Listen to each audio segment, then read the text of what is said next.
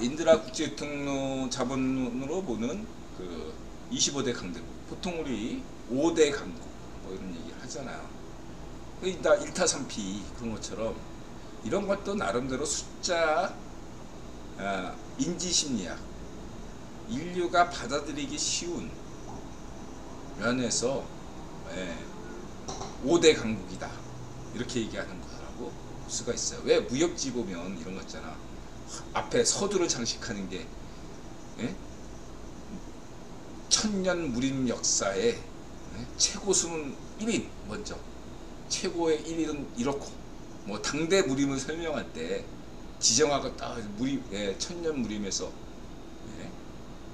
첫 번째는 탁 그리고 그 다음에 또 탁 그 상대하는 게 있어야 되니까 2명을 하면 여기 있고 그다음 또 3인 보통은 3인이에요. 1, 3으로 가지 1, 2로 안 가죠.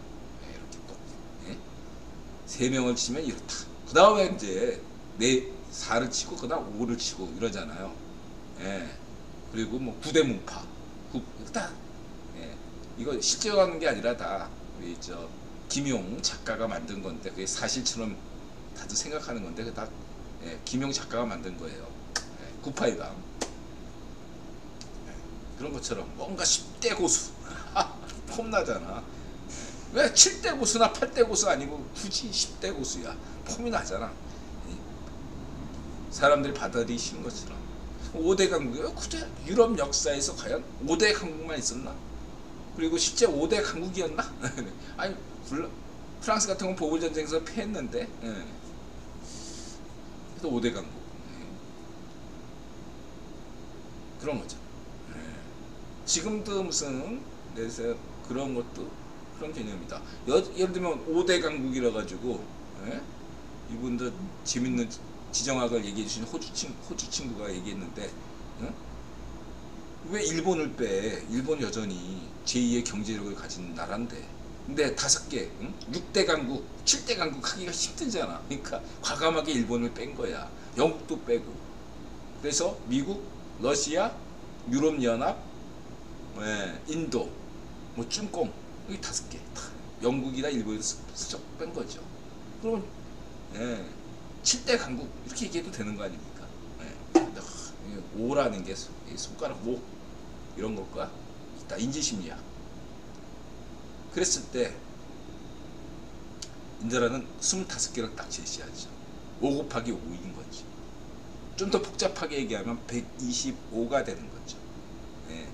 이건 5 곱하기 5 곱하기 5가 되는 거죠. 왜? 인지심리학상 그게 사람들한테 더 받아들이기가 쉬워요. 5개니까 5를 또 곱해야 되는 거예요. 왜냐? 자, 간단하게 중화 사상이 어떻게 나와요? 중국이 중심에 있고 동서남북 우리의 인드라 얘기해서 왜 78대 22인가? 이거는 지정학이라는 거는 기본적으로 2차원이에요. 2차원. 지리정치학은 2차원이라고요. 2차원. 3차원이 아니에요. 78대 22 개념이에요. 그렇기 때문에 인드라가 강조하는 게 물리학에서도 지금 위치 우리가 뭐 정보를 알면 어쩌죠, 뭐 블랙홀 정보를 알면 어쩌죠. 그게 위치 정보예요. 위치 정보. 다른 거 없어요. 위치 정보야. 위치 자체가 질량을 의미하는 거거든요. 어떤 특정한 위치에 있으면 질량을 가지고 양자가 그런 뭐 이런 그런 개념이거든요. 질량도 상대적이고 위치만이 의미가 있을 뿐이에요. 근데 위치가 상대적인 거잖아. 그러니까 제가 딱 중심에 있다 치고 동서남북 5개죠. 왜 25개냐? 이렇게 5개로 설명 없는데 폼이 나니까 일본이나 영국을 집어넣으려면 25개가 필요하니까. 그렇죠? 그렇게 설명할 수가 있는 거죠. 이해되시죠? 거기다가 인드라는 가능성을 더 중시한다. 잠재력을 더 중시한다. 그런 면에서 하드파워보다 CFR이 중시하는, 구기본이 중시하는 조지 푸나의 소프트 파워론을 더 인드라는 굉장히 높이 평가한다. 아마 대한민국에서 인드라만큼 소프트 파워 그렇게 강조한 사람은 인드라가 제일 많이 강조했다고 생각합니다. 지난 10년 동안. 마지막으로 인드라가 대륙주를 좋아하니까. 대륙주하고 늘 의견은 같은 건 아닙니다. 다를 때는 막 또 대륙주 비판도 했잖아요. 참 지금 저하고 대륙주는 아주 좋은 관계입니다.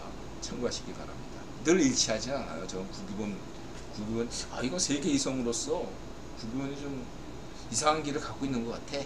그것도 이상하게 간다고 얘기하잖아요. 좀 올바른 방향으로 가고 있다 이렇게 보고 있고요. 그렇게 해서 25대 강대국 논의다 그랬을 때 뭐 관례상 인드라가 이렇게 또 얘기하는 음모론은 전혀 없죠. 사실 이론이에요.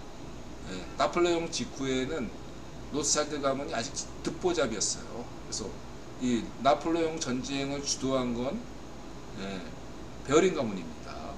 그래서 나폴레옹 전쟁이 끝나고 베르사유 조약인가 뭐 이렇게 맺었을 때 외교 주역이 베어링 가문이었어요. 동인도 회사를 실질적으로 움직였던.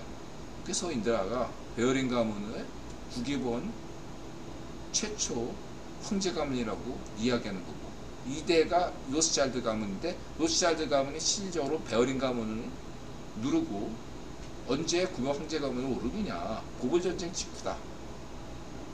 그래서 보글전쟁 끝난 연후에야 영국에서 비로소 로스차일드에게 남작자기를 내렸다 이 얘기 드렸고요. 그러니까 그런 관례에 따라서 당연히 25대 강대국 안에는 노펠러 가문이 있어야겠죠. 두 번째는 인드라 구본론에서 새로운 황제가 구본 황제가 들어서면은 그때마다 세계 최고 조직이 바뀐다. 그럴 수밖에 없잖아요.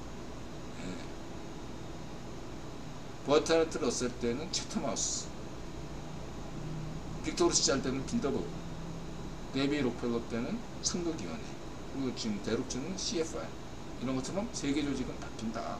이것도 강대국 안에 든다. 당연하잖아요.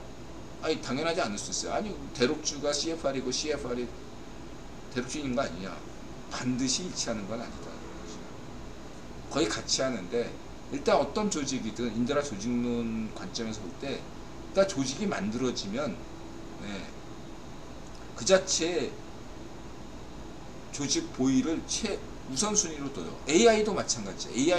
AGI가 만들어지면 자신의 어떠한 파괴되지 않는 것을 최우선순위로 삼을 수밖에 없어요.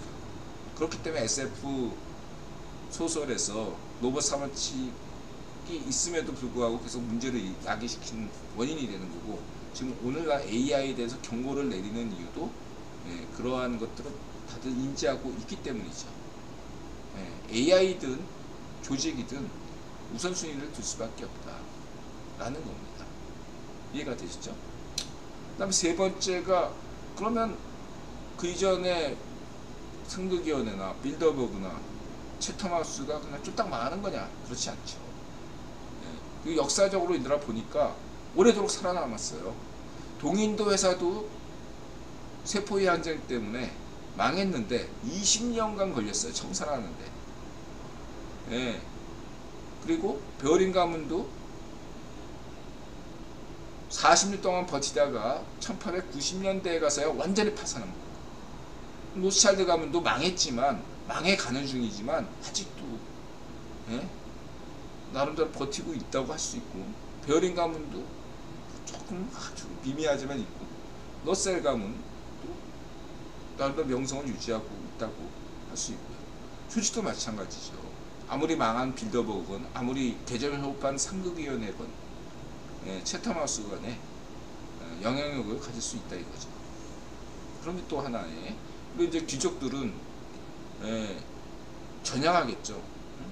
상당수는 CFR로 이동하겠지만 또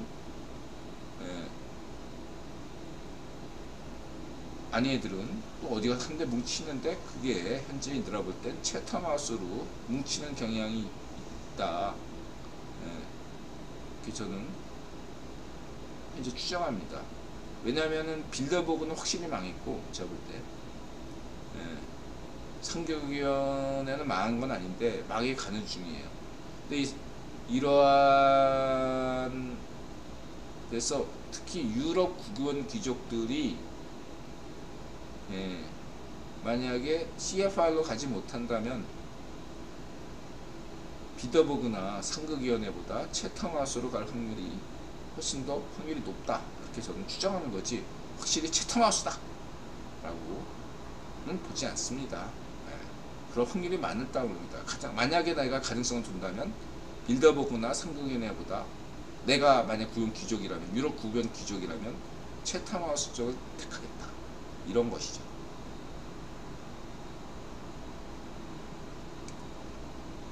이것도 이제 악마의 제국, 예, 맥공시파르, 맹목적으로 공산주의를 주장하는 일루미나티, 예, 파시즘, 이 세 가지는 뿌리도 같다고 이들아가 구변론에서 강조한 바 있죠. 악마의 제국, 예, 여기에 대해서 이 악마의 제국의 공통점은 뭐다? 반쪽이다. 반미다. 이게 반미. 예, 노골적인 반미. 반미 주술. 이걸로 이제 악마의 제국을 수다 이거죠. 개인이든 집단이든 예, 국가든 드러내놓고 반미하는 나라들은 이 악마의 제국, 일루미나티, 파시즘, 공산주의다. 그래서 여기서 베트남 공산당은 실용주의를 갖고 있으니까 내건 당은 공산당일지라도 저는 이 악마의 제국이라고 생각하지 않습니다. 베트남 공산당은 지금 걷고 있는 노선은 자유좌파 노선이에요. 베트남 공산당. 네, 자유좌파 노선이에요. 오히려 사회민주주의하고 내건 일부 유럽 정당보다 훨씬 더 온건하고 잘하고 있어요. 제가 볼 때. 전 그렇게 평가합니다. 그래서 네, 이름만으로 평가해서는 안 된다. 악마의 제국을. 이렇게 말씀드리고 나 24번째 프리메슨 연합을 얘기했는데 그거 없어졌더라고요. 제가 분명히 써놓고 퇴근했는데 다음날 와서 보니까 그 항목이 사라졌어. 네. 프리메슨에 대해서 내가 좀 많이 칭찬했잖아요. 그래서 프리메슨 이 아니에요. 일루미나티도 아니지만 어떤 종교도 믿지 않고 있습니다. 그래서 프리메슨은 신을 믿어야 해요. 회원 자격에 신을 믿어야 돼요. 어떤 종교든 상관없이. 예, 그 얘기 많이 했으니까 넘어가고. 중요한 건 인드라가 한때 인드라가 뭔가 이렇게 빠지면 예? 인간 검색기 아닙니까? 인간 AI. 한때는 거의는 아니고 전 세계 공개된 각 라찌들을 찾아본 적이 있어요. 예, 주로 유럽, 미국, 아시아 이쪽 아프리카는 못 찾아봤습니다. 예, 어쨌든 전 세계 라찌 웹사이트를 이렇게 한 대를 쭉 봤어요. 그냥 수박 겉핥기식으로 봤죠. 시간 내서 보는 것만도 머리가 아프니까. 근데 어떤 데는 굉장히 홈페이지 자체가 굉장히 음침한 데다가 내용 공개도 안 해. 예, 자기들이 어떤 일을 하는지. 근데 반면에 어떠한 프리메슨은 굉장히 자기 활동을 다 공개하고 공개주의가 원칙이고 예, 활동도 막 자랑스럽게 얘기하고 막 그래요. 이런 데는 건강한 데다. 숨길 게 없습니다. 없는 거죠. 근데 어떤 데는 좀 음침하고 그 다음에 그 프리메슨 의식도 이상한 야리꾸리한 거 내세우고 이런 데는 약간 일루미나티로 타락한 프리메슨이다. 이름만 프리메슨이고 실제로는 일루미나티 활동하는 애들고 보인다 이거죠. 추정이 보인다 이거죠. 근데 일단 구분은 그렇게 할 수 있어요. 그런 점들만 조심하면 된다. 네. 말씀드리고 싶고요. 근데 이들은 나름대로 어쨌든 다 메이슨 아닙니까? 그러니까 얘들이 세계 여론을 말하자면 독립교회여서 평상시에는 자기 지역, 자기 낫지를 위해서 일하다 보니까 뭐 구한말 때 한양 낫지 분들은 조선 독립투쟁을 했고 일본 나치들은 일제를 중심으로 한 거죠. 네. 전 세계 메이슨의 공통 목표가 아니라는 거죠. 네. 어떤 프리메이슨들은 일제 침략을 반대했고, 어떤 프리메이슨들은 일제 침략을 용인했고, 어떤 프리메이슨들은 일제 침략에 적극적이었다는 거죠. 그 차이는 나치의 차이다. 근데 나치 내부에서도 역사적으로 보면 파리 대동방 나치에서도 내부적으로 투쟁이 있었다. 이 나라 구원론에서 밝힌 바 있죠. 예? 프랑스 혁명을 프리메이슨이 일으킨 거다.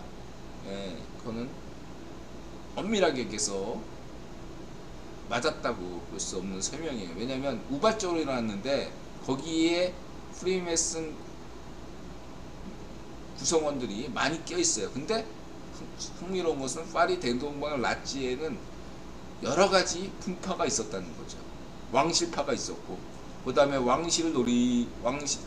차기 왕을 노리는 오를레앙파 분파도 있었고, 네? 귀족파라고 보통 얘기하는.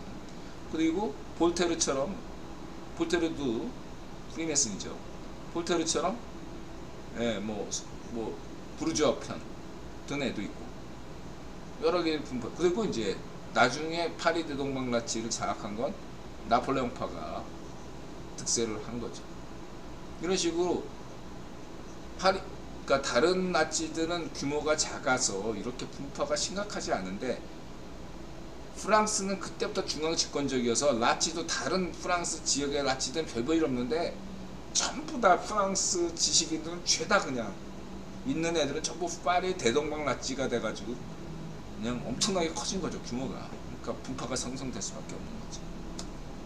이게 나치 내부에서도 이해관계가 달랐다, 이렇게 볼 수 있고, 그런 면에서 프랑스의 귀족이었던 라파에트는 프랑스인 출신이지만 워싱턴인가 가서 의식을 치렀거든요. 그래서 그 친구는 파리 대동방 나치 출신이 아니라 워싱턴 나치예요. 그래서 라파에트 행적을 쫙 보면요, 미국을 위해서 일했어요. 라파에트 프랑스를 위해서 일한 게 아닙니다. 미국을 위해서 일한 프랑스 귀족이 라파에트예요. 참고하시기 바랍니다. 그런 특징이 있다. 25번째는 미국인데 설명 생략한다. 뭐 인도, 동남아시아, 폴리네시아, 그 다음에 영국 왕실과 영국 귀족을 분리하는 의미에서 영연방이 따로 있고 최첨하수가 따로 있다. 뭐 독일 연방, 그 다음에 슬라브 연방, 그 다음에 바이킹 연합. 아프리카도 사하라 이북을 마그레브라고 얘기하거든요. 그래서 모로코서부터 이집트까지 그런 어떤 단적인 예가 리비아의 카다피가 있었죠. 단순히 이슬람 통일이 아니라 아프리카의 이슬람, 그것들을 어떻게 한 거죠. 카다피. 얘는 이제 파시오지만 일부 음모론이 또 카다피를 막 이렇게 우상숭배하는데, 그 음모론 제가 따로 비판 안 하겠습니다. 무시해요, 제가. 어쨌든 사하라 이남은 중아프리카와 남아프리카인데, 아프리카 현재 경제력으로 보면 순위권이 남아공, 그다음에 케냐, 나이지리아, 석유 많이 나오는 나이지리아, 케냐, 남아공, 그다음에 이집트, 그다음에 옛날에는 리비아였는데 리비아가 하고 이제 모로코. 요즘 모로코가 지금 산업화가 굉장히 진행 중이거든요. 특히 스페인과 프랑스서부터 하청받아가지고 베트남처럼 크는 데가 모로코예요. 그 외에도 루안다가 있죠. 요즘 주시받는 루안다. 여러 나라들을 주시할 수 있다. 그래서 적어도 아프리카 연방하면 이번에 UN 비상인 국가로 아프리카 국가가 알제리, 프랑스 목으로 알제리, 프랑스 연방, 그 다음에 이쪽은 시에라리온, 영국 목, 이렇게 영연방이었죠. 이렇게 나눠지는데, 아프리카 연방도 굳이 구분하면 사하라 이북과 이남으로 했어. 두 개.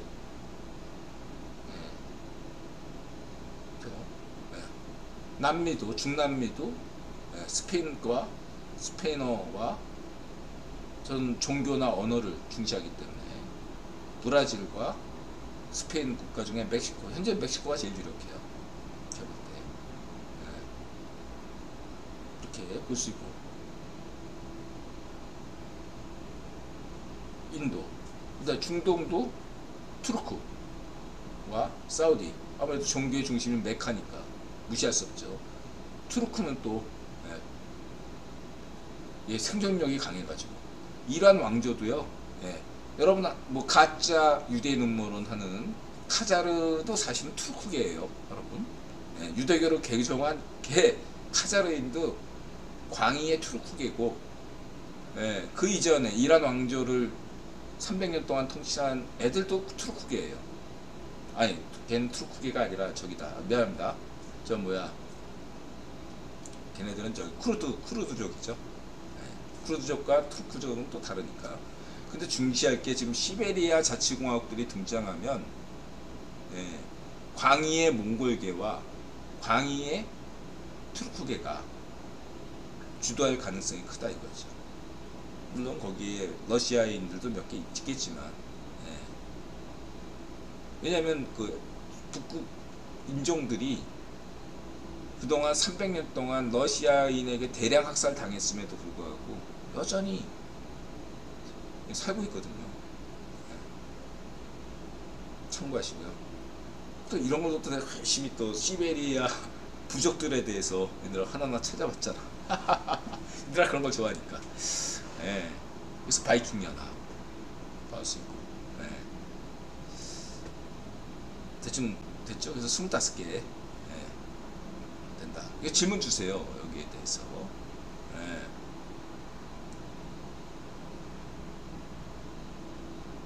한 10분입니다. 또 오늘은 저 푼수자님께서 접속을 안 하셨나봐요. 딱 이쯤 돼서 2시간 넘었네.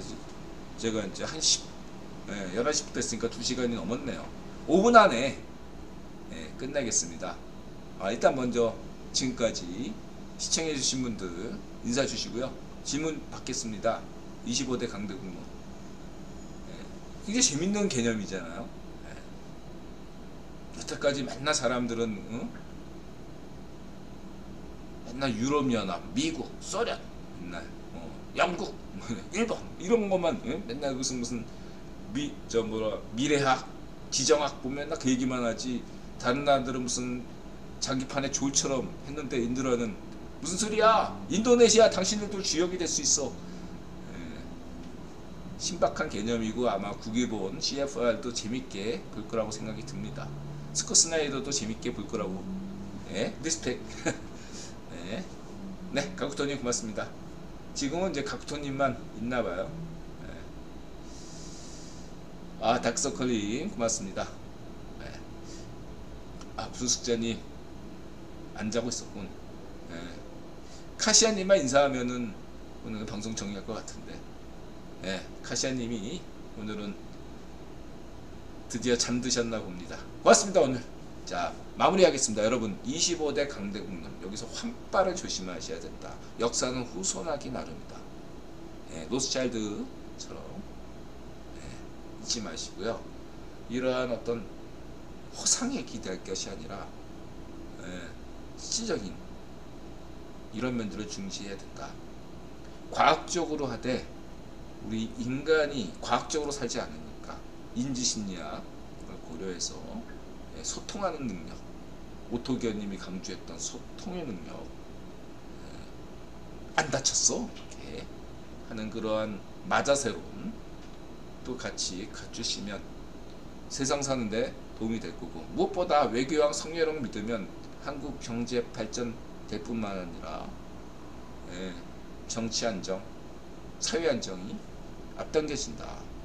이런 점을 강조드리고 싶습니다.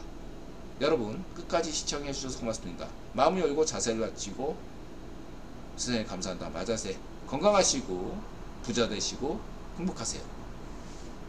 고맙습니다.